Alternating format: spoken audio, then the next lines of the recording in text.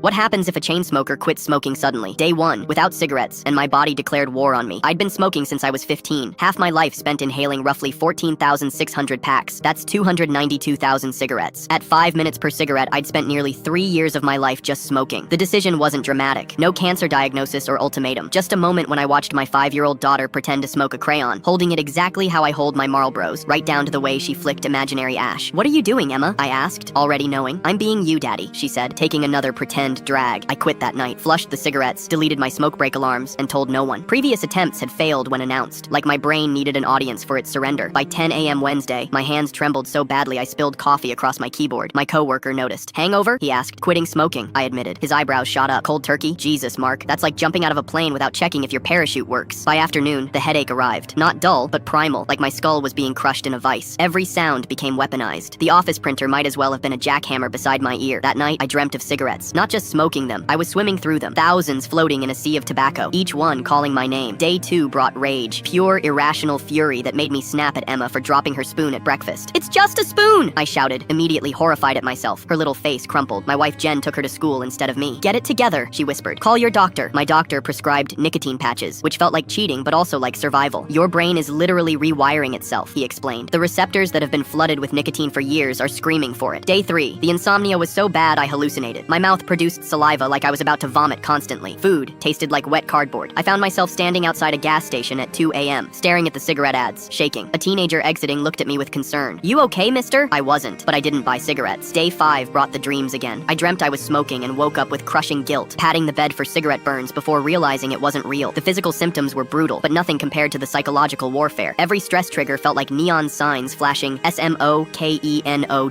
Day 7. I could suddenly smell everything. My coworker's cologne from across the room, the garbage from inside the house while I was still in the driveway, the lingering smoke in my car upholstery that I'd been nose blind to for years. I deep cleaned my car that weekend, gagging at the yellow residue that came off the windows. Day 14. I could climb the stairs without sounding like I was dying. My daughter noticed. "Daddy, you're not making the scary breathing anymore." Day 30. The craving still ambushed me, but less frequently. I'd gained 8 pounds, but my skin had lost its grayish tint. My wife kissed me one morning and paused. "Your mouth tastes different," she said. "Better." Day 60. I found an old jacket with a forgotten pack in the pocket. Instead of excitement, I felt revulsion. I showed my wife, who watched nervously as I crushed each one under the faucet. "I didn't think you'd actually do it this time," she admitted. "Neither did I confessed. "It's been 6 months now. The money I've saved, nearly $2,000, paid for Emma's first real bicycle and a weekend away with my wife. My persistent cough disappeared. Food tastes incredible. Sometimes I still reach for cigarettes that aren't there. Phantom limb syndrome, but for addiction. But when Emma hugged me yesterday and said, 'You smell nice, Daddy,' instead of wrinkling her nose and pulling away, I knew with absolute certainty I would never smoke again. The war isn't over, but for the first time, I'm winning."